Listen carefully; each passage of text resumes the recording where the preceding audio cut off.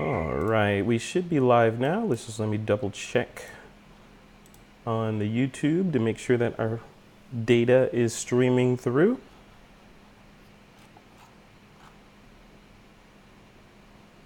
All right, looks good.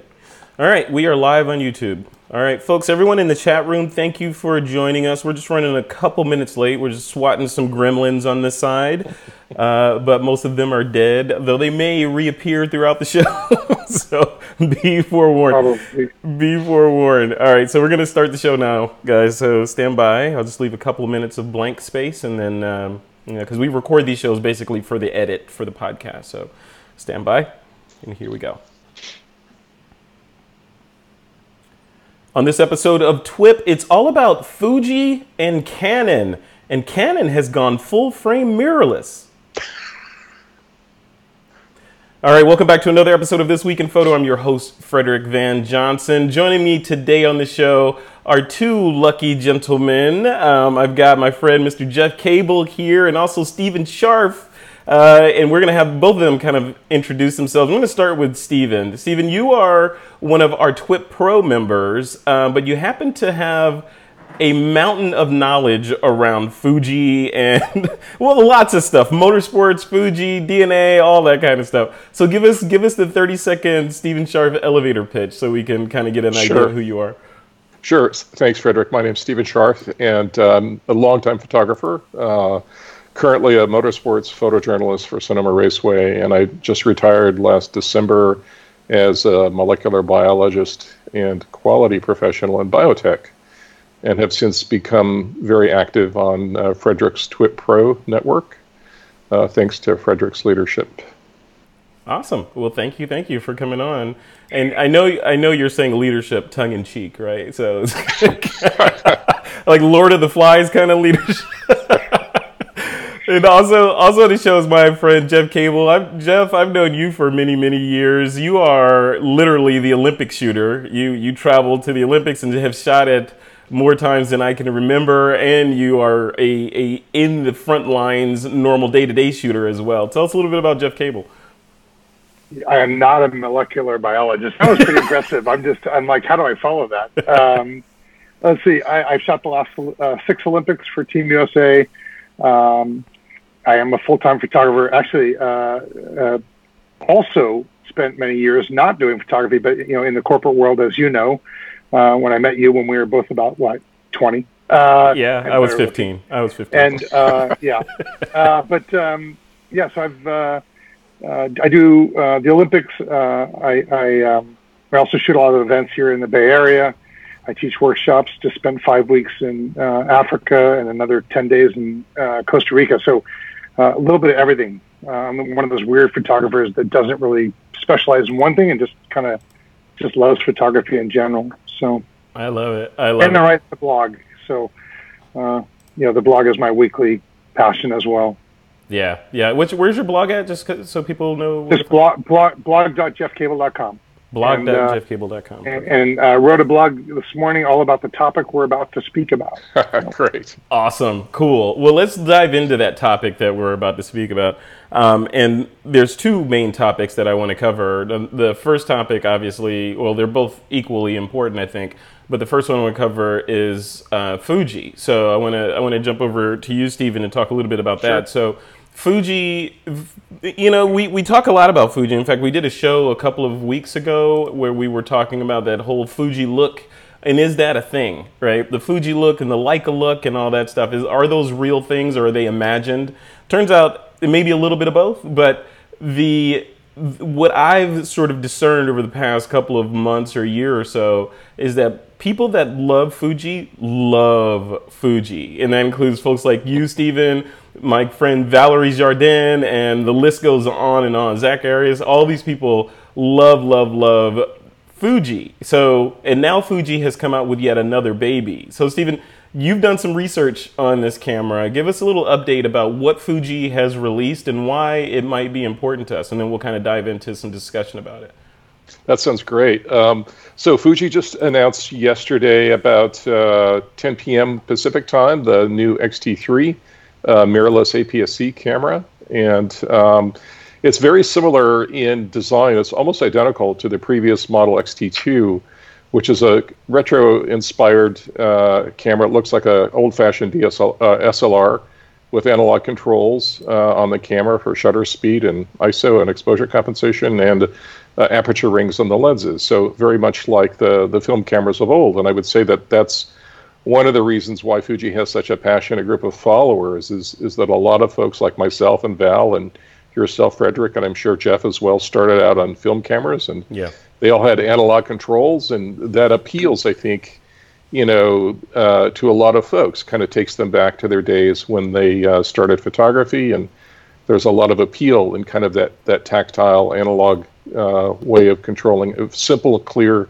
way of controlling a camera. So Fuji understood that the XT2 was a big hit for them in terms of both the sales and acceptance by their customer base, and they changed basically the overall design of the camera very little. And we'll talk a little bit later about some of the refinements they did. They always do some refinements, but the big enhancements to the XT3 compared to the XT2 are really just, for the most part, notable performance upgrades. So there's a newer sensor that's slightly higher in resolution. There's a new image processing engine, the fourth version, which is about 3 times faster than the old version. And this enables significantly increased autofocus performance and also improves the dynamic range somewhat, as well as lowering the noise performance, the standard things you get with improved sensors. And now one of the big deals is the camera now has pretty significantly improved video functionality. So it's now got in-camera 4K 60p video, 10-bit with 420 subsampling. And a lot of folks are excited about that. So it looks like it's going to be a notable performance increase over the XT2, while keeping a lot of the flavor and the design and control aspects of the XT2 that people really loved. Now, Stephen, in your experience with Fuji, are they a company that, and I know I'm answering my own question as I ask this, but are they a company that sort of culls all the user feedback, and then you as a user, you see that incorporated into their next release? Or are they more like an Apple, where they hey, we know this stuff better than you do, and we're going to give you what you didn't know you needed? What do you think? It's primarily the first that you're talking about. As you know, Frederick, in my corporate career, I taught voice of the customer as a way to develop products. Mm-hmm. And actually, when I was teaching classes in my old day job, I used to use Fujifilm as a reference of a company that really understood voice of the customer really well. So they do have a very active network of official ex-photographers that they fly into Japan or meet with on a regular basis, and they solicit a lot of input from those photographers about their needs. Yeah. And typically the input that they're always asking for is, how can we make the cameras better for you? So they're certainly interested in hearing the feedback that they get that's positive, but they really want to continually improve the camera's performance and better meet their customer needs. So they're very proactive in that respect. That's good. And then I would say, in terms of the other thing that their customers love about them, that they're well known for, is releasing firmware updates on a very regular basis. And I would say that they certainly take some input from their customer base on the nature of those, but a lot of times they have an internal set of requirements that they're using to kind of to add functionality and features and to fix occasional bugs by doing firmware updates. For example, with the XT3, they're going to add hybrid log gamma before year's end to the feature set before the end of the year via a firmware update. And I want to dive into that stuff a little bit deeper as we sort of walk through the tentpole features of this release. Sure. Jeff Cable, you've been shooting Canon for a while now, right? And you're intimate with the line. You love Canon. You've forsaken all others for Canon. I think your camera has a ring on it or something. Right? So when you saw this, I mean, we on this week in photo, we've been sort of bashing Canon and Nikon, to be fair, over the years for not coming out with a full frame mirrorless. Now they've announced at least a full frame mirrorless. Is this the camera that all you Canon people have been waiting for, or is this a step in the right direction at least? Well, I think it's a step in the right direction. They, I wrote a blog this morning about it because I looked at the specs. I'll see it in a couple days and get to play with it. Cool. But right now, I mean, looking at the specs and talking to my friends at Canon, what I see it as the right step. And so, I don't see it as like people always ask me, are you going to go mirrorless? Are you going to go mirrorless? And it's not something for me yet. And I think, like I said in the blog, there's some really cool stuff that they did with it. I really like what they've done with the control ring on the lens. I think it's great that they've finally come out with a full frame mirrorless. I've got, they've sent me the M3 and some different mirrorless in the past, and I didn't really use them much. I'm used to the 1DX Mark II and the 5D Mark IV and 5D Mark III before that, and so forth. And so for me, the mirrorless hasn't hit the mark. This is way closer to hitting the mark. Is it everything we needed as a pro shooter? It's not, and that's what I put in my blog today. So even though I love Canon and I use Canon, my blog has always been, I always want to be truthful, and I don't want to be one of those people that just says everything from Canon is great, right? Because I think it's a good camera for the enthusiast. But I think for the pro, some things that it just doesn't, like the fact that both the Nikon and the Canon only have one memory card slot. That to me is a deal breaker, because I'm shooting, as events here in the Bay Area for some very high profile clients. And I can't rely on one card. I've been in the memory card business, as you know, for a long time. Yeah. Or I was for 12 years. I know way too much about memory cards that most people don't want to know. So how the sausage is made, right? Yeah, it's not pretty. And so even though I use great quality product, I don't want to trust it to one card. And having like battery life that lasts for 400 images, which might sound great to a consumer, but 400 images to me at the Olympics, that's what, 2 minutes, like 5 minutes worth. We're blasting out shots. So there's a lot of things where it doesn't meet my needs yet.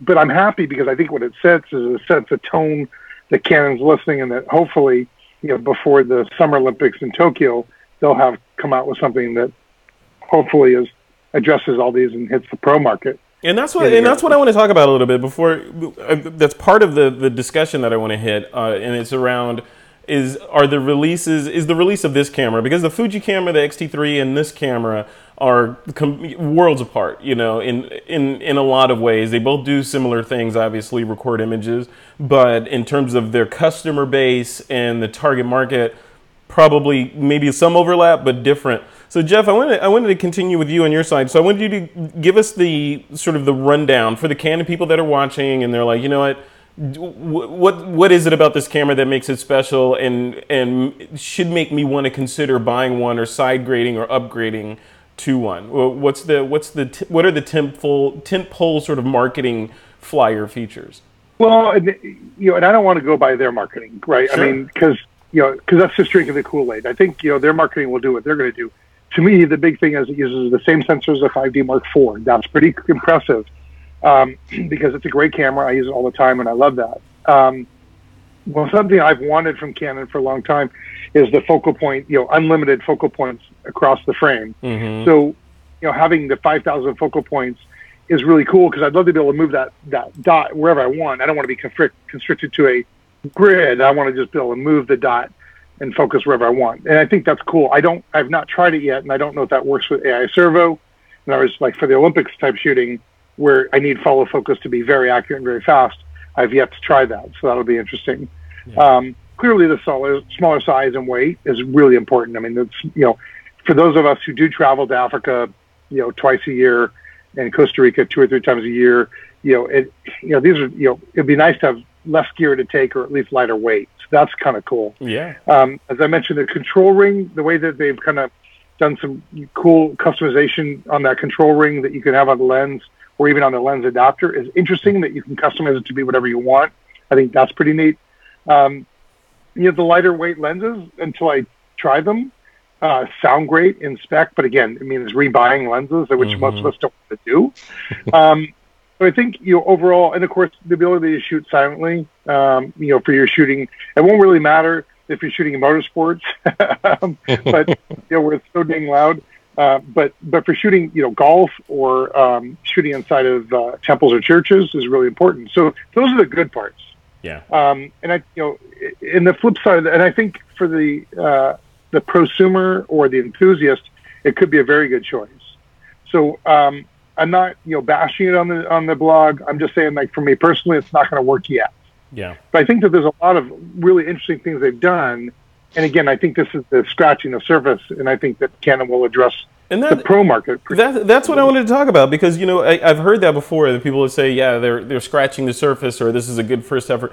But then I push back and say, I agree on the one hand, but on the other hand, there are folks out there like Panasonic with Lumix, which is what I shoot. There's Sony with their full frame wire or mirrorless, and of course, Fuji's out there in the game making waves and creating legions of fans all the time. And arguably, the mirrorless market is mature. Like some of the things you mentioned, Jeff, like the silent shooting. We've been doing that for a long time, so that's not new. There's all the weight factor. Yeah, that's what drew a lot of people into mirrorless to begin with, is the size and the weight and the portability of these cameras. So I'm wondering if Canon, if a company like Canon, I feel like they probably have more money than I do, right? So they have a lot of money, a lot of resources, and motivation, because everyone's watching the Canon out there, right? So it seems like they would look at like a Sony and say, you know what, everyone likes that.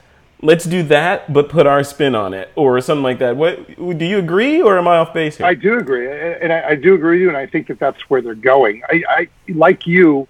I am surprised it's taken them this long. I mean, I think that Sony has, and I said this a year ago. I said, I love Canon products. I shoot with them all the time, but it seems like Sony was out innovating everybody else. Mm-hmm.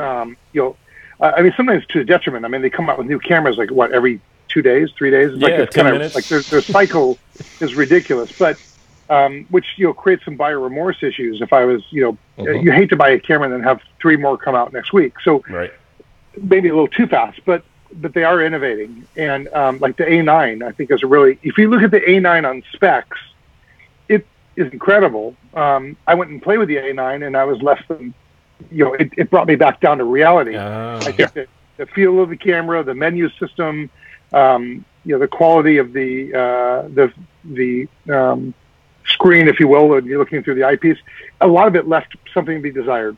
Yeah. And so on specs, you look at it and go like, this is the holy grail of photography. But I think Canon, so yes, could Canon move faster? I think they could. What I'm hoping is that they're using this as a first step, and that hopefully they'll address it. I put on my blog, here's all the things I want them to do to make this a pro product, like weather sealing. It's not weather sealed like the 1DX Mark II or even the 5D Mark IV.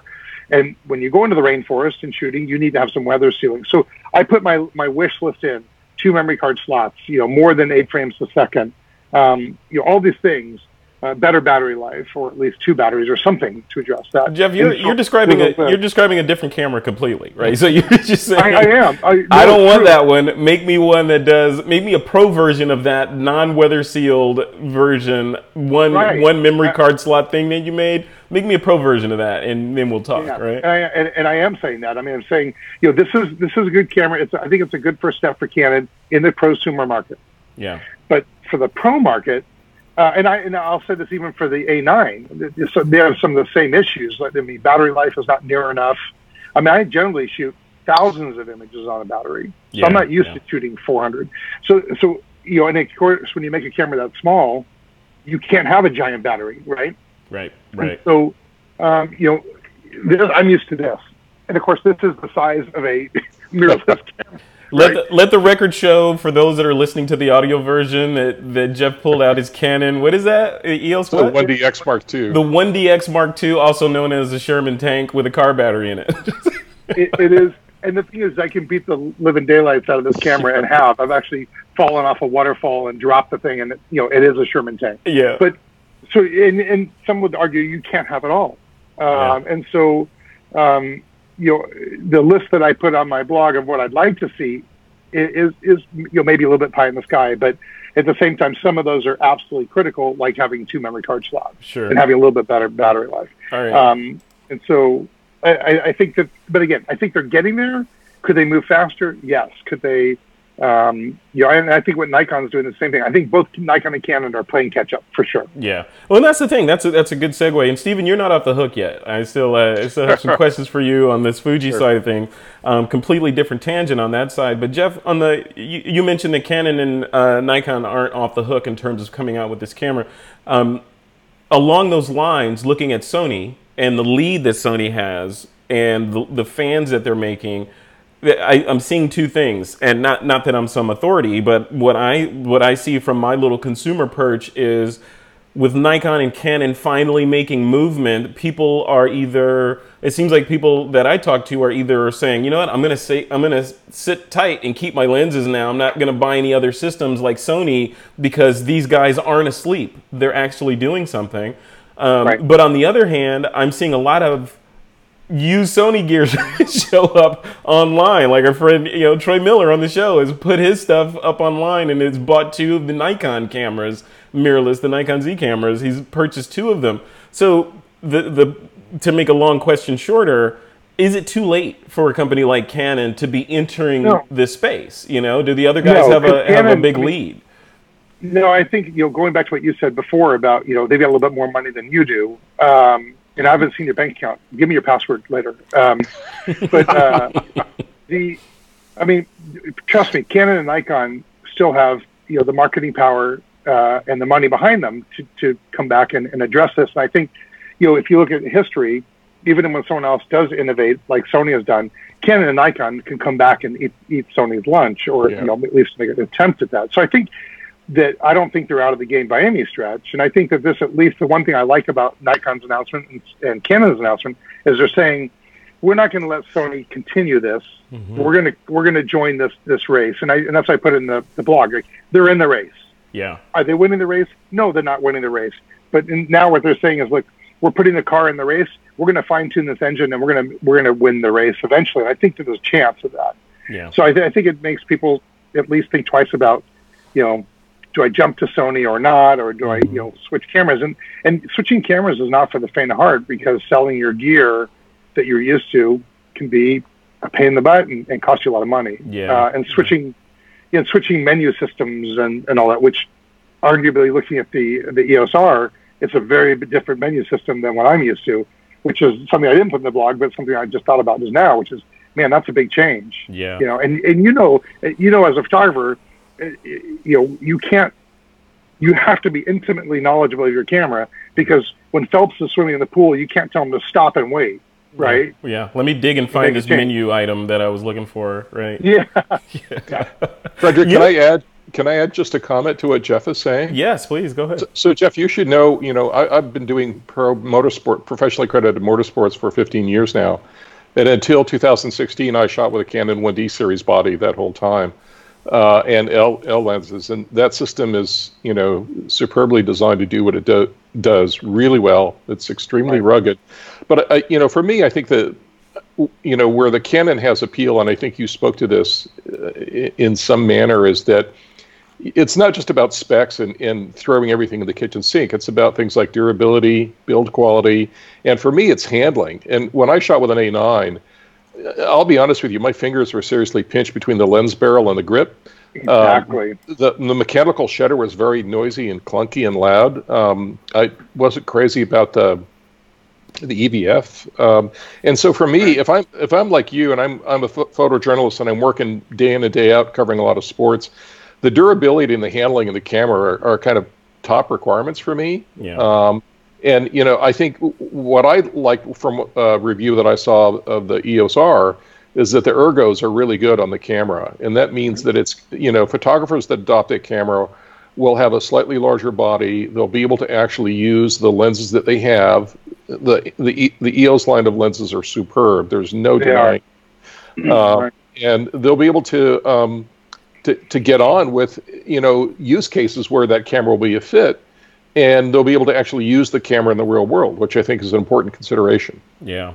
Right. Yeah, I wonder for both of you guys, I wonder if is there validity to the idea that Sony has been in some ways acting as R&D for Nikon and Canon, right? So, I mean, just looking at numbers of the Sony DI group, the digital imaging group, versus the sheer size of the Nikon behemoth and the Canon behemoth, Sony's winning the race, but they could be a group within one of these other companies. And if these other companies wake up and say, you know what, let's throw a couple billion at that thing right there, could they just look at a Sony and say, yeah, thanks for all the testing and bearing out the mirrorless market for us. Now we'll take it from here. Right? I think that's what they're doing. I mean, I think that's what they're trying to do, right? I think that they're saying, okay, granted, you have Olympus, who, frankly is, surprising to still be around. I mean, after what they went through, tough times. Mm-hmm. You have Fuji, who's small. You've got, Pentax, and all these guys that are small, that, arguably Canon and Nikon could eat their lunch. Sony is probably bigger than that and has made a big push. They've also made a huge push to try to get Olympic photographers using their product. So for a lot of reasons. For one, they're trying to get into the press center of the Olympics, and in order to do so, they have to have a certain percentage. So they're working hard at that. But sure, Canon and Nikon are saying, okay, this is all nice and cute. You've proven that there's an interest. Yeah. I think for sure that they're going to gun hard at it. Yeah. Now, Stephen Scharf, I want to switch gears and talk a little bit about or a lot about Fuji. And sure, like I alluded to at the beginning of the show, there's this to quote Alan Greenspan from years gone by, there's this irrational exuberance around Fuji. I mean, we know where that ended, right? But there's this irrational exuberance around Fuji and the brand, and it's warranted. I mean, I'm testing the X100F here, and I understand the quality of the camera, and you were talking about the mechanics and the harkening back to old school cameras and all that. But I have a sort of a 2-point question for you. On the one hand, if we look at Fuji cameras and we say, yeah, part of the allure of the Fuji brand and the Fuji cameras like the new X-T3 are that they look old school, the rush of people that are coming into photography aren't old school. Right, so these are people that are like, and I'm going to take all my shots with my phone, and then maybe I'll upgrade to something better when I need it. They're not nostalgic about silver and black cameras and knobs and dials and all that stuff for the most part. Maybe some are. I'm generalizing, but first of all, what do you say to that? I mean, are we looking at a matter of attrition in terms of people that like that nostalgic look, or is it here to stay? I think I think that there's different segments of customers, right? That type of camera design appeals to, and certainly, coming from the Canon world for many years, there was a pretty big change to kind of go back to this more slightly older school design. I will say that the cameras are beautifully integrated in terms of the functionality that you can set, as you know, Frederick, shooting with an X100F the last few weeks, in terms of being able to pick up the camera, know what it's set at, and start using it right away. And, I'm using it now. Been using the X-T2 since 2016 for my motorsports photojournalism work. I find the camera seamless in use. It's fast. It's responsive. From everything I've seen so far in the research that I did last night, the X-T3 is an order of magnitude above that in terms of responsiveness and autofocus performance, and the video performance looks to be really good as well. Mm-hmm. But to kind of get to where you were kind of leading with your question, what's really interesting, and I say this because I was selling a lot of my Canon gear at the end of last year, because I kind of, and the reason I moved away from it, Frederick, like you mentioned, is, I'm getting on in years now, and I can't haul that stuff around on my back anymore. We all are, my friend. I'm telling you. I carried that gear around at Laguna Seca and Sonoma Raceway, up and down those hills all those years. 500 300 2.8s, 7200 2.8s, 1Ds, and it just wore me out. And so you should have one of the marketing bullets should be free curvature of the spine with every purchase. Actually, they should do a bundle deal between the camera companies and your chiropractor and massage therapist. Because I seriously I go to I've gone to both, because it is hard. I mean, this is a tough business, and for those people who out there who think, I want to be like Stephen and be a motorsports photographer, and it's cool, it's fun to do, and do the Olympics is great, but and shooting events is really fun. But I tell you what, like I play ice hockey every week, and I get more sore shooting than I do playing hockey. It is, you're contorting, you're carrying all the gear. It's back. It's hard. It's really hard. People don't understand.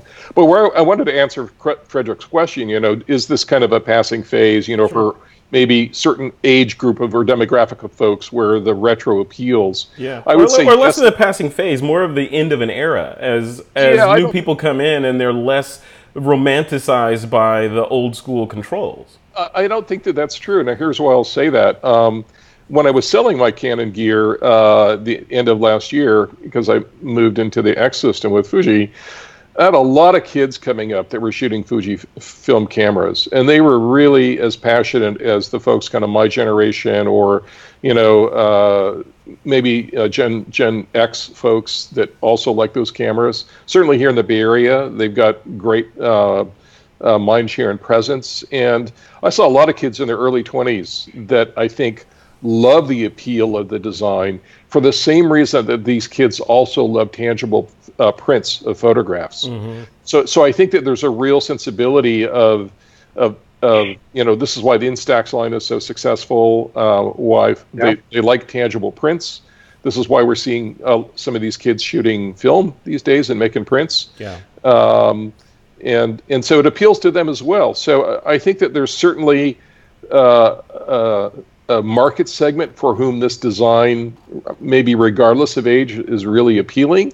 And then there's going to be folks that really want the kind of classic Nikon D series, Canon 1D series experience where you have full electronic control at your fingertips, right? It's fast, fluid, as Jeff was saying, I'm shooting Michael Phelps. I can't worry about what, I need the camera to respond to my fingertip controls as fast as possible. Right? Yeah. There's always, and again, that's fine. Cameras are tools. We've talked about this a lot, Frederick, in terms of best meeting your needs. Mm-hmm. And for me, the Fuji system works. I like the way it works. It seems to appeal to a lot of people in that respect. And I would say that certainly there's younger adults that it appeals to, and then there's another segment, probably Gen X, and baby boomers that it appeals to. Yeah, so, yeah. So Stephen, you mentioned what you said was really dead on, which is their tools. Yeah, and when I write a blog and say, gee, the EOS R is not going to work for me, and then people are like, oh, you're bashing Canon. No, I'm not. It's a tool. There's certain tools that work well for. There's tools that contractors will use that I'll never use. Yeah. I'll just get the cheaper screwdriver because, frankly, that works for me.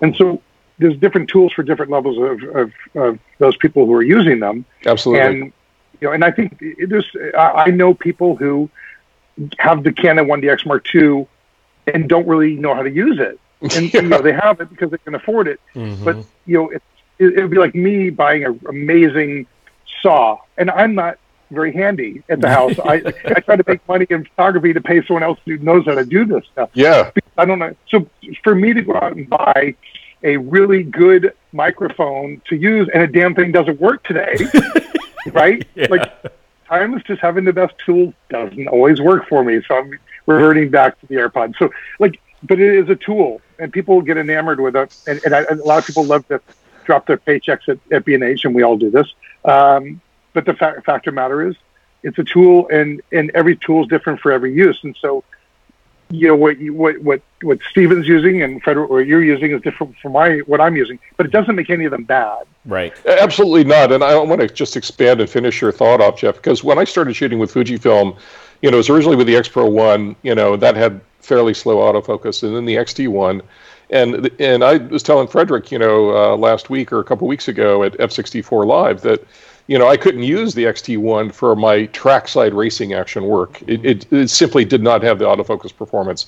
But I used it everywhere else because rather than carrying how big a 1D is, rather than carrying that around pit lane and paddock and doing atmosphere shots at the racetrack, I could carry the little XT1 around, get everything my PR directors needed, much easier on my body physically. And then when I had to hit trackside for actual racing action, I took my 1D Mark IIN out.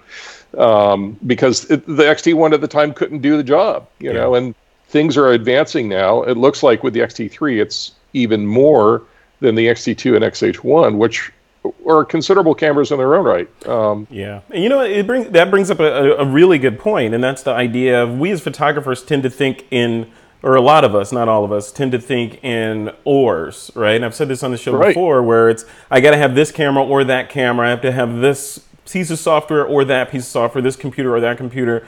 And Jeff, I'll throw this to you first. In the world of Canon, and now with this new kid on the block, this R, what's the ideal ensemble, right? So if you need the Sherman tank, to get your work done, can't you also have an R in the bag for going out on the town and street photography and that sort of thing?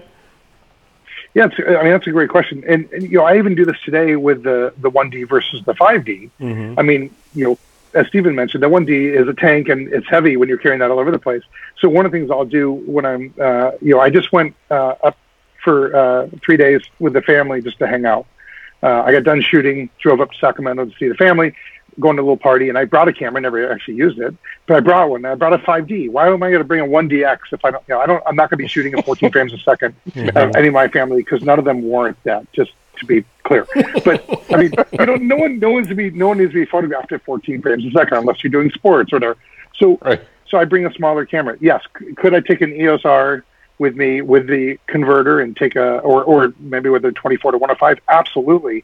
And if I'm on vacation and I'm not going to be shooting professionally, I still and I'm sure you guys are like this too, where you don't want to go with too little gear, because if you get somewhere amazing, you don't want to be just with your iPhone like, oh gosh, this is killing me. Yeah. And we've all been there. I'd probably still take a long lens, like a long zoom, like a 100 or 400, and a wide. But yeah, it'd be nice to have a small camera and not have to haul a bigger one. Yeah. And again, in that case, you're right, because if my camera only lasts for 400 shots, if I'm on vacation and if I have 2 batteries, that's fine, right? Yeah. So yeah, I could see it as possibly being in the arsenal, and it might be soon that I have one. Yeah.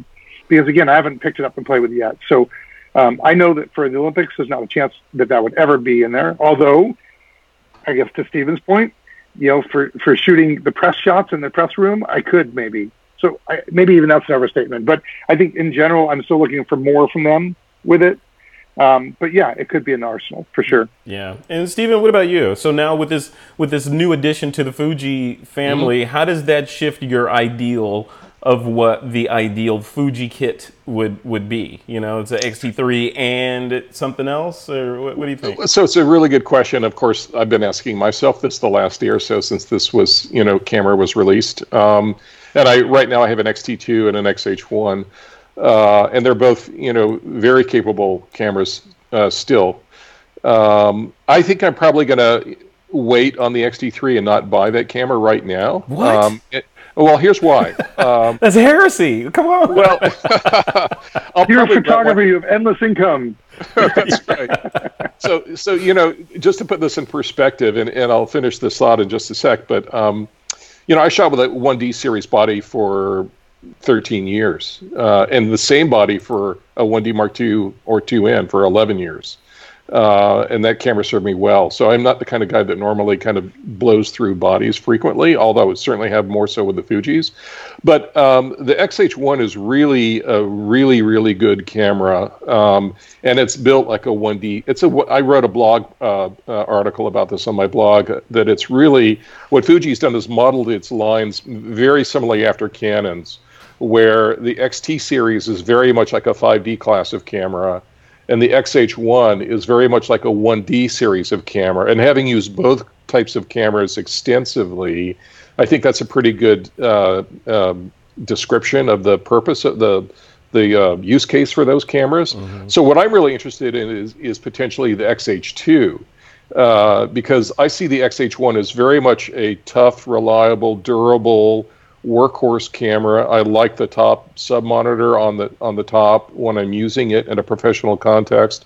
A lot of people gripe about mixing the comp dial on the XH1 that's on the XT2 and now the XT3.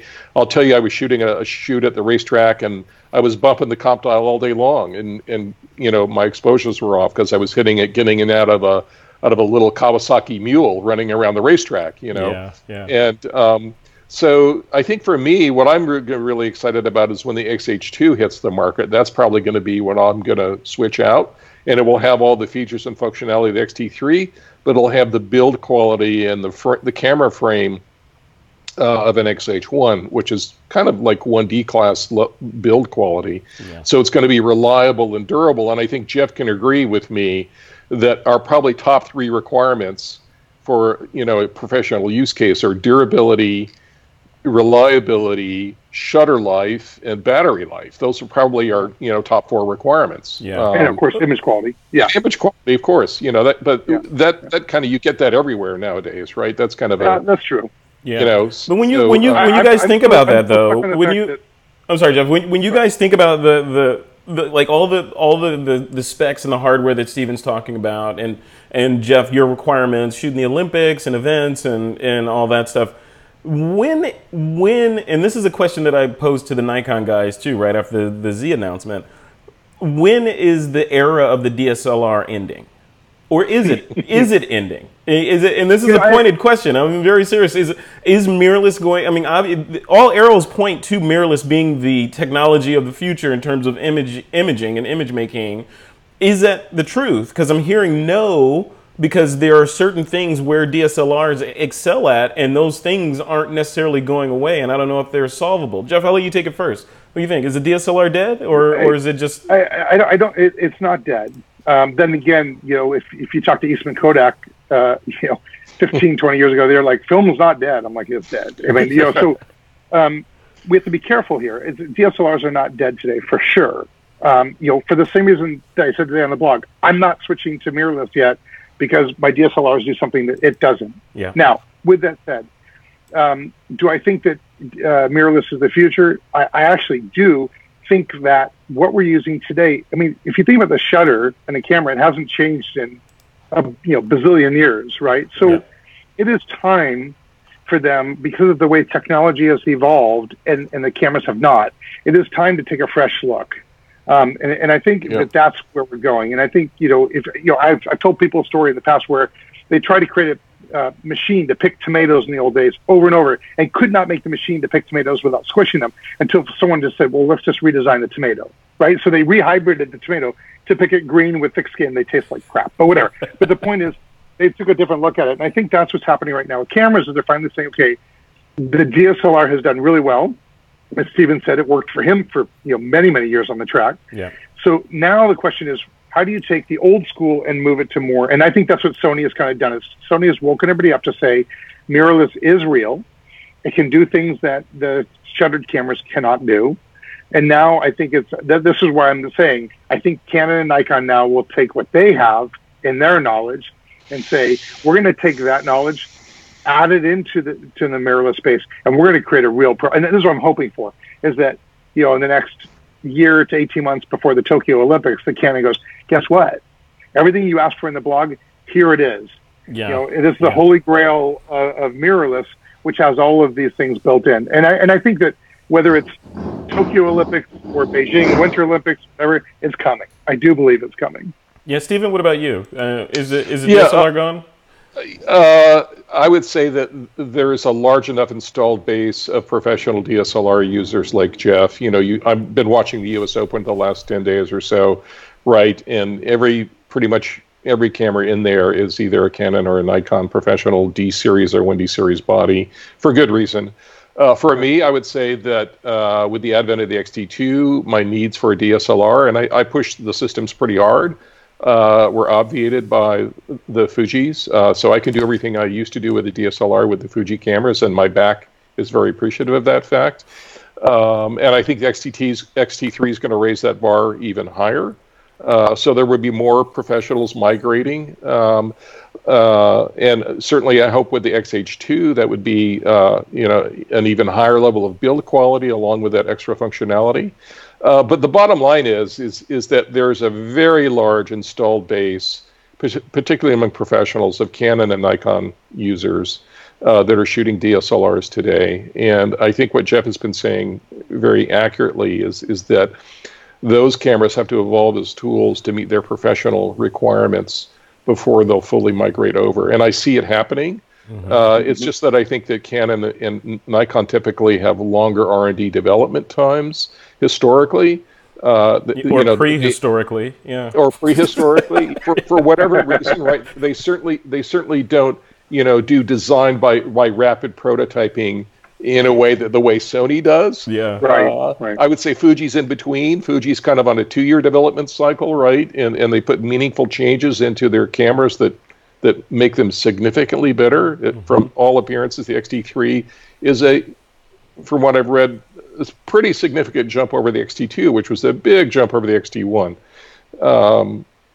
And so I see, Frederick, you and I talked about this at TWiP PRO a little bit, that I think these are entry points for mirrorless for Canon and Nikon, and I'm sure that they've got development plans underway to extend the functionality of these cameras into the professional realm. Yeah, they're going on right now. Yeah, right? these cameras seem very much like tourniquets, for the blood loss that was going over to Sony, right? So, and if they are tourniquets, and the feed over to Sony of users, the exodus going over to Sony for people that want full frame mirrorless, does this mean Sony is going to flatline now, or at least take a dip as these larger companies or these other companies take back their market share? What do you guys think?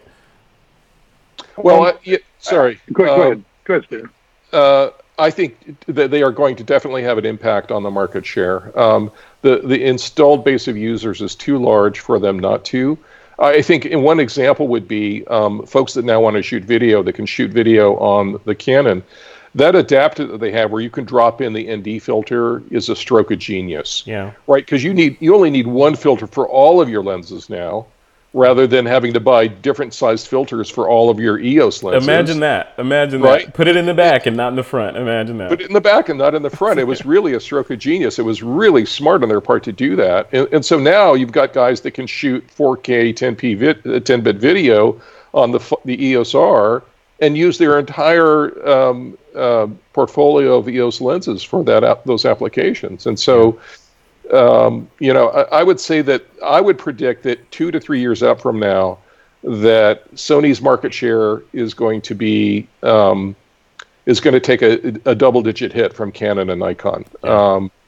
And the other, they're big in full frame right now, but the real market, and I expect Canon and Nikon both will be releasing models, is APS-C, is still, when you look at total sales volume, still outsells full frame by 8 or 9 to 1 in terms of total number of buyers. Yeah, Jeff, what say you, man? Is it time for the Sony people to have buyer's remorse?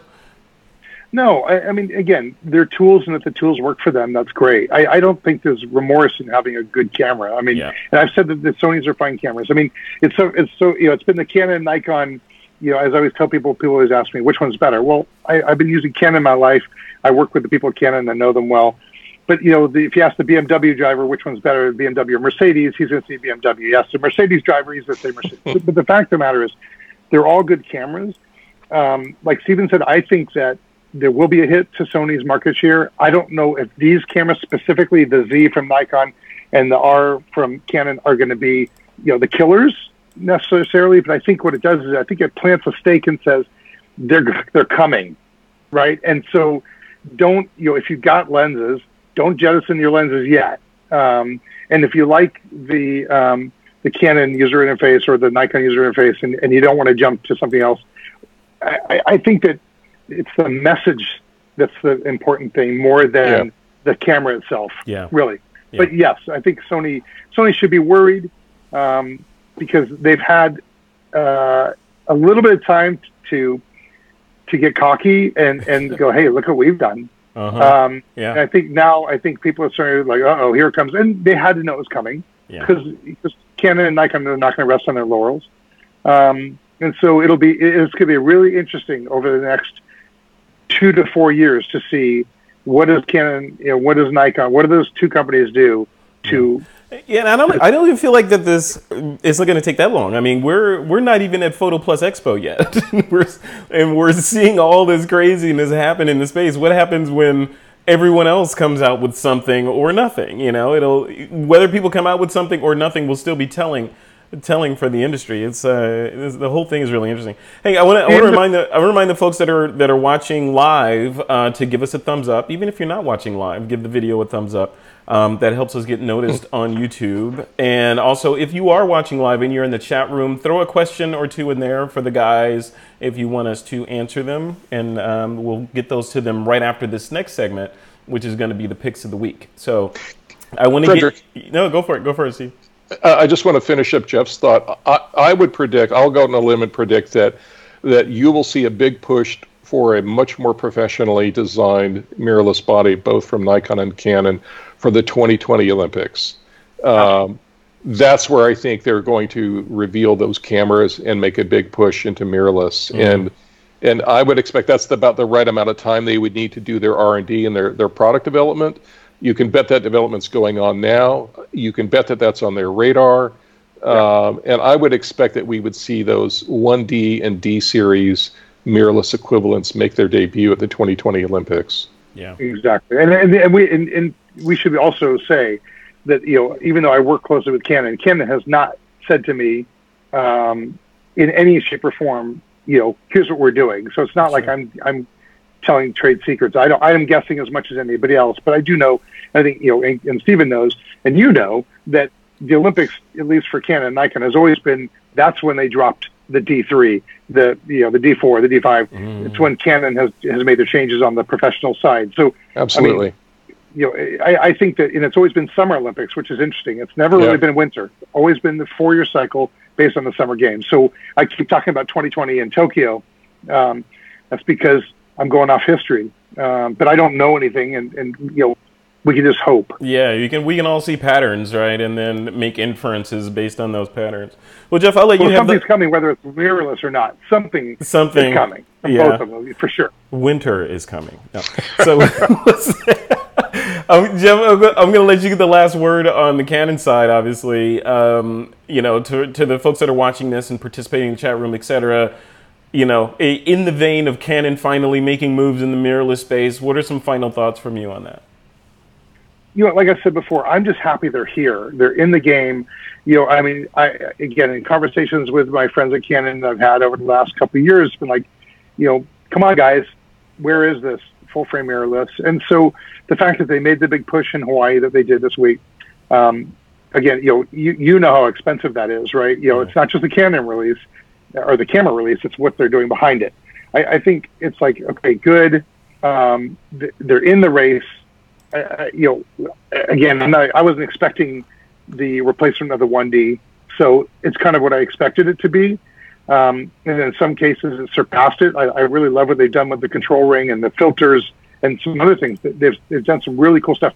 One thing we didn't talk about is the communication, the change of the lens mount, which, again, now we're getting really technical, but that's something that we haven't talked about. But, there's a lot more technology and communications now between the camera and lens that by legacy has not been there. That's going to allow them to do much faster autofocus and God knows what. But I think that it's like it is the next step. It's not just an evolution of the 1D or 5D. It's kind of a revolution. And okay, now and I'm not saying that they're revolutionary compared to Sony, right? I'm saying Canon is now into the game, right? Yeah. And so that's what's exciting. And the fact that they're stepping in and saying, here we come, no different than Nikon. And I think Canon and Nikon need each other, right, against Sony. And I think both of them come in and said, guess what? Here's our stake. Here's our stake. We're coming at you. And I think that's good. It's good for the industry. Yeah, I think it's good for photographers overall. Well, we'll see if it's good for consumers overall. Stephen, what about you? Any final words on the Fuji? I would say that there's already been with the X-T2 a pretty significant migration of professionals, starting to use X-T2 and X-H1s from other camera brands. They love the color science, they love the skin tones, they love the stuff, those intangibles we talked about. But I would say that we're going to see a pretty significant migration of video professionals starting to adopt the X-T3. That camera's got serious video capabilities that pretty much are very comparable to the GH5, but on a larger sensor, fully functional in terms of video performance. Jordan Drake did a little 5-minute video yesterday comparing them, and he was very pleased. The camera looks to have better autofocus performance than the GH5. So I would expect that we're going to see significant adoption by the X-T3 by professional video users and makers, and with the MK series of Cine lenses that Fuji's releasing, that market share is going to grow for them. Love it. All right, guys. Well, thanks for that. I feel a little bit more educated on on the topic. But with these new cameras that keep coming out, they're adding more and more confusion, which, Stephen, as you and I talked about a couple days ago, results in analysis paralysis, right? Yeah, absolutely. So, which I guess, your bank account is like, thank you. I'm glad the paralysis is there. But guys, we're going to move on to the picks of the week segment. I want to remind the folks, if you do have questions for us, go ahead and put them in the chat. Our community manager, Christopher Berry, is well rested. He's just back from Burning Man, and he's in there collating the questions and putting them in our Google Doc for us to answer. So if you have a question, go ahead and post them in there. The Picks of the Week segment is next. This is the segment where you guys get to recommend something to the TWiP audience as long as it is somehow related to photography. Stephen Scharf, you've never been on the show ever. I'm going to let you go first. What is your pick of the week, sir? My pick of the week is PhotoLemur 3. Frederick, you did a little spiel about PhotoLemur a couple of months ago when it first debuted. Yeah. It's an inexpensive little application that uses artificial intelligence to very quickly go through and do fixes to your photographs in Lightroom or Photoshop. And as you have some experience, Frederick, with PhotoLemur, it's very smart about what it does. They just announced PhotoLemur 3 a couple days ago. There is a pre-order discount right now for folks that don't have it. You can buy it for only $35. Existing license holders can upgrade for $15.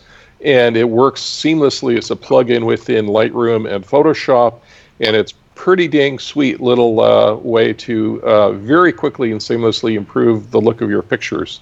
Yeah. So that's my pick. I love it. PhotoLemur, yeah, they use artificial intelligence to look at the image, and then they make exposure and color balance decisions based on AI, which is kind of cool, Which it is, and they just improved the face and skin detection part of that AI with this new release. Love it. I'll have to play with that. Cool. Well, thank you. That's your first pick, Stephen. How's it feel? You're pretty good. And I'm going to have to download the new rev of PhotoLemur. There you go. All right, Jeff Cable, man. What is your pick of the week? I'll tell you what. I'm going to go with two smaller accessories for photography and I'm just thinking this through here that it really helps. So a couple things. Batteries, people just take them for granted. Yep. I use the PowerEx batteries, these little guys. What is that? PowerEx? I love these things. Yeah, by Maha. Okay. And this thing, these things rock. 2,700 milliamps, and literally when I shoot an event, I put a set of these in a flash, like a remote flash. It's like on a 12-foot stand, and I don't change them for 4 hours. Wow. And I'm shooting the living daylights up. So I love these things, and the Maha chargers are phenomenal. I mean, literally charge a set in an hour versus like my old chargers, which took overnight. So I'm gonna have to go with that, and then I'll do another one, which is memory cards, which, as you know, I spend a lot of time in Lexar. Yep. But the guys left Lexar, the execs, and went to ProGrade Digital, which is this guy, and I'm using their cards and readers. And I know this sounds really weird, but the reader, which is sitting right here, and I'll grab it. The readers have a magnet on the bottom. So this is a CFast SD combination reader, but it's magnetized. So I have a little plate that's on my laptop, so I can stick it right to the laptop. I actually have it stuck right here to my Drobo as well. But you can stick them to each other, magnetized. So as Ken knows, when you're shooting sports, you generally have a reader connected to your laptop. It's really cool to have them stick on, like silly little stuff that makes a huge difference. You know what? That sounds cool, but that for some reason magnets and data. Yeah, solid state. I know, but you know what? There's nothing in here that moves, so it has not been an issue. But it's something. It does sound scary, but it's not. It's not. Okay, all right. Hey Jeff, are those PowerEx batteries better than the N loops? I've used the N loop. I've used the N loop Pro and these pack a little bit more punch than the N loop Pro does. But even the reason I found these guys actually is I was using the N loop batteries, and I couldn't get a good charger. So I actually found the Maha charger. And I'm going to break the rules and show you a prototype of their charger because they actually sent me one, and it's unannounced, but I'll just tick them off anyway. But this is their charger. It looks similar to the other one, except it's got a better LCD on it, but I won't tell too much more. But this thing will charge these batteries in no time, and great. It's wicked, like cool. Like for someone like me that's charging 8 to 10 sets of batteries a week, if not more. Yeah. be able to charge them really quickly, and you can also condition the batteries, and it tells you exactly like how many milliamps are left, like what state your batteries are in. Yep, is really really cool. See, those kinds of endorsements. Those kinds of endorsements are the true critical endorsements, because both of you guys are in the trenches using this stuff and trying to find the path of least resistance to get your stuff done, right? So when you recommend a piece of gear, it's not because, hey, I just found this and I'm going to try it out. It's because you're trying to make your life easier and the craft easier, right? It's all about the tools. As kids, they're tools, right? I mean, to me, it's like, I don't care how pretty they look. Do they work? And I've got I should create a little blog about this. The stuff that's under $100 that really works well. Yeah. Mag Mod on top of your flash. Yeah. It's cheap. It works great. I love that thing. Manfrotto makes an arm. I don't know if you've seen this, the magnetic support arm. Yeah. Because, every time I'd hang a backdrop up, I wanted to just kill somebody because the clips would never work. The thing would fall. Just pop up. I just used it this afternoon shooting headshots. And it's like, stick it up. I'm like, Jeff, you got to write a blog. So, and I want to do a pick of the week, and that's got to be your blog, Jeff. So your blog is awesome, and I was hoping you were going to mention it more, but you should tell people about your blog. And it is a highly trafficked blog, and it is well written. It's well designed. It's all about photography and other stuff. So give us a 30-second elevator pitch on your blog and where people can go to check it out. Yeah, so it's just blog.jeffcable.com. It started as for friends and family to tell them where the heck I was. Started Beijing Olympics in '08 and just has grown since then. And it really is about what I'm shooting, how I'm shooting it. I don't hold anything back. I put camera settings in there. I try to talk from the heart, like I said today on the EOS R. I try to give them the real world. I'm not going to sugarcoat it. I don't allow advertising on the blog because I want to be able to speak the truth. But it's a lot about just sharing the passion of photography. I mean, if I can encapsulate it in one sentence, it is I love photography, whether it's motorsports, the Olympics, bar mitzvah, wedding, African wildlife, whatever it is. I love it. And so the blog is not just one thing. It's basically all of photography and just trying to share the love of that with everybody. And I take people's suggestions. I answer every email. I don't charge for it. I do it strictly for the passion of it, and that's what it's about. I love it. The way I describe it to people, it is your personal journey through photography from a candid sort of slant versus, like you said, marketing or endorsed or whatever. It's just like, hey, like you were talking about when you were at the Olympics, and you somehow lost your badge, and the adventure. The adventure of getting an Olympic pass, which is like gold, losing your credentials, that's tough. So the other thing I want to add, which is really important to me, is I keep it very positive. Yeah. And I think that I don't talk about politics. I don't talk about, things that are really, I think, sensitive. I want to keep it about photography and things. I think that there's too much out there that goes and tries to use it as a platform, and I don't want it to be that. Yeah. And I want people to stay positive. And the one thing I will say about the readers that is amazing to me is that they are positive, and you don't see the bashing. And I won't name some of the sites that are out there, but you guys all read them. And man, people just trash on photographers or their art. And I'm really happy to say that my blog is not like that. And I try to promote that, and I just want to throw that out there. I'll just throw out that the TWiP PRO community is very much as you describe as well, Jeff, which is why it's such a great place to hang out, because there's none of that bashing. There's just mature, courteous, considerate interaction and engagement, which is great. Awesome. Thank you. Well, cool. All right. Well, guys, it is time to move into the Q&A segment. You guys ready to take some questions? Sure. All right, let's do it. The first question up, and thank you, Chris Berry, for doing this despite the sand that's probably in your keyboard from Burning Man. So the first one's from Janet Robinson, and Janet says, "How does the Canon full-frame mirrorless compare to Nikon's?"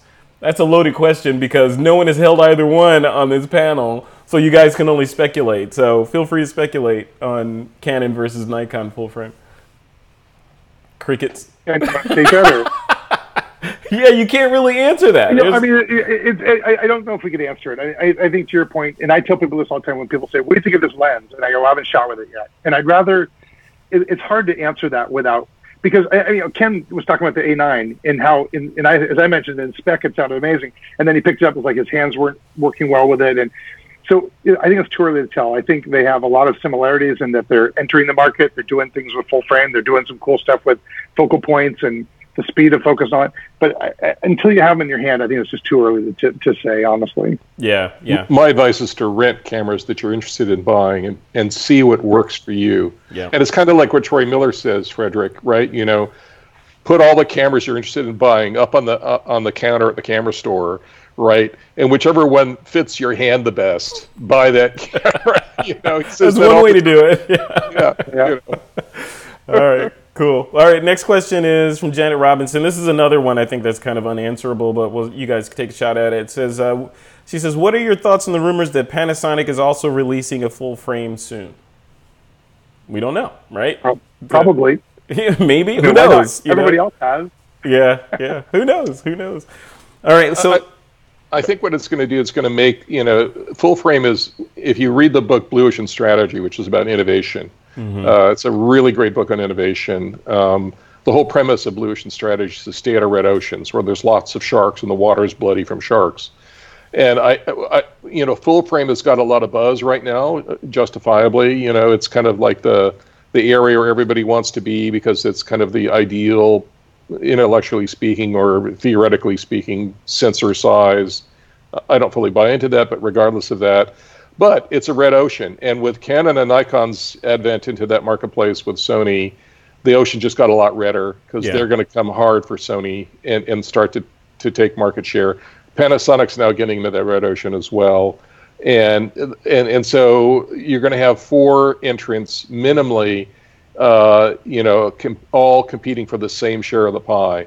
And they're all going to have to be able to differentiate and innovate in ways that meet their customer needs in a unique way to be able to take significant market share. Yeah, which means in the end, regardless of who announces what, the competition pushes everyone higher, right? Yeah. Like the pressure of having 2 memory card slots, which we talked about on TWiP PRO a fair amount. Right.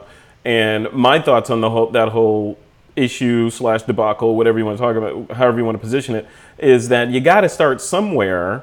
And looking at the sort of, if you envision the evolution of man chart in, say, Nikon's headquarters, you're at the far left right now, right? So who knows what the far right's going to be? And they have to start somewhere. And they have to leave. They're not going to release the ultimate camera, and not have any place to grow into. You got to start with a large pot and a small ceiling in there. And earlier I said Canon and Nikon need each other. Yeah, to kind of compete against Sony, and I think that the competition it helps everybody, because without the competition, then they can just rest on their laurels and create a subpar product, and people have to just deal with it. Yeah, love it. All right, let's move on to the next question, folks. The next one is from WorkPix. WorkPix says, "What are your thoughts on third-party lens manufacturers dealing with the new R mount?" Well, I think like they're addressing other mounts. It's probably no different. I think that what they're going to want to do is they're going to assess the market, and if the R mount becomes really popular, they're going to dive right in. Yeah. Of course. I mean, it's a market thing. If there's money, like Stephen says, if the water's red, Yep, exactly. There'll be sharks in there. Jim Thrall says, "Is Canon's mirrorless ready for action sports?" Yeah, see that look right there, Jeff, says it all. Yeah. Well, but here's the thing. If it's action sports, if it's your kid's soccer game or something, I think fine. 8 frames a second is fine. Again, you're limited to 400 shots for a battery. That could be a bit limiting. I think for what Ken and I are doing, probably not. For the amateur photographer who doesn't take 400 pictures, per hour like we do, it might be fine. I think it's a usable camera for sure. It just depends on, you have to define what you're doing. For a professional sports photographer, no. Yeah. Not yet. Right. I agree with that. All right. Here's one for you, Stephen. It's from Ruth Happel. She says, will more cameras pick up on the pre-record function just introduced in the X-T3, also known as Pro Capture with Olympus? it's really helpful for wildlife photography. What do you think? Yeah, I think they will. I certainly think that we're going to see that functionality cascade probably to the XT20 or the XT30 when that camera debuts, which it will probably within 8 to 10 months. And I would start to see it, certainly on an XH2. I think Panasonic, Frederick, has that feature with the G9 and the GH5, right? Mm-hmm, yeah. And so Fuji clearly took a page from Panasonic's book with respect to that. It's clearly a great feature. And I expect that it will start to become maybe a must-have functionality over time as manufacturers start to kind of cascade out the functionality that they can implement on these on the sensors for these cameras. Yeah, good. What an exciting time. We've got one more question here, Stephen. I'm going to throw this one to you since this was your pick. Janet Robinson says, does PhotoLemur software work with Luminar? Yes, it does. I don't know that it plugs into Luminar, but actually PhotoLemur was bought by Skylum and is now owned by Skylum. So I would say that the two work hand in hand. What I don't know is if PhotoLemur works as a plugin within Luminar. I haven't actually tried it that way because I actually use both Luminar and PhotoLemur as plugins within Lightroom. Okay. So I don't really use Luminar as a standalone app. It's certainly, and again, I just wrote to the PhotoLemur folks today about if there was a discount. They got back to me literally within 24 hours.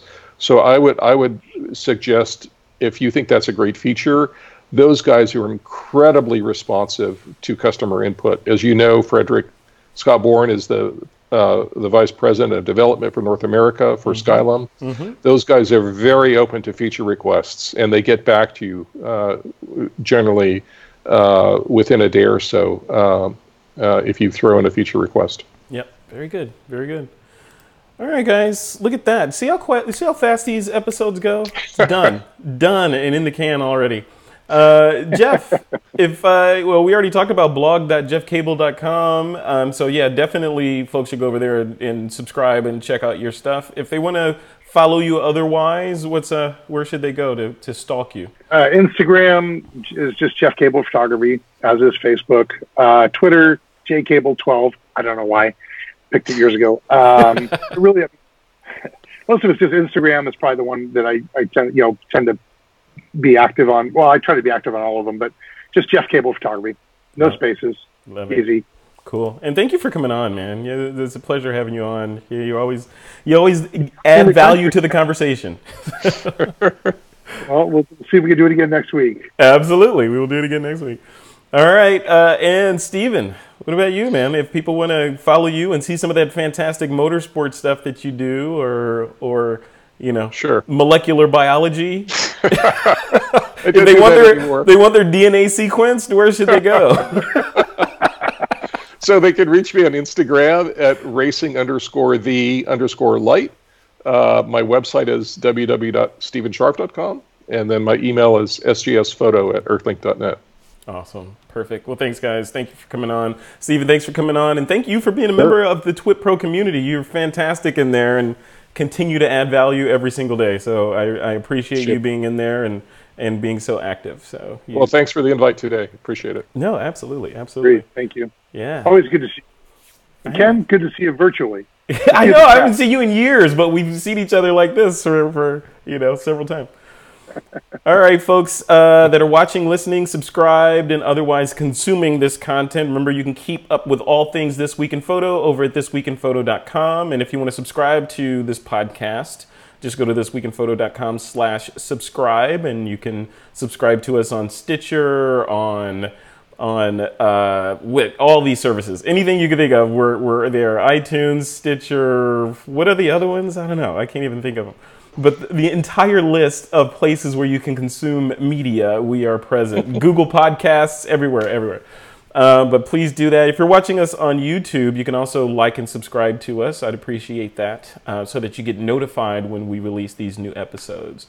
And that's it, guys. It is time to take that lens cap off.